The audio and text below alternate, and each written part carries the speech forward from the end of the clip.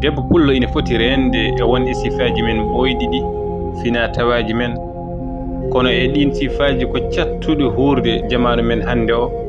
Nden fulɓe ne mbiyatno wonde debbo so yiɗi barkinde o tikkata, o dukata, o ŋermata, o ƴettatako, o welata teppere walla ɗemgal, o nokkata mawɗi so omo ñaama.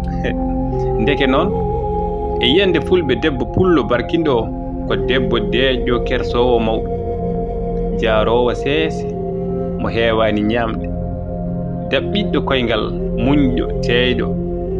haɗani noon enen fulɓe eɗen gandi darde debbo e ɓamtugol leñol ha tengti e ɓamtugol ɗemɗe gendiji ko hunde tinde no feewi.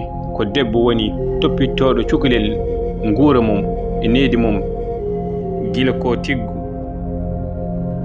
ha o diwa o diwna. Ko e debbo cukalel ekkito ko ɓuri hewde e ɗemgal ngal. Debbo pullo ha joni ina mantore needi mum e darde mum e teddinde jinnaɓe mum e toppitade diine mum ha o resoye walla ha o ruttoɗo ummino. Ɗum woni gelle baaba, ɗum woni gelle baaba makko kelmendi.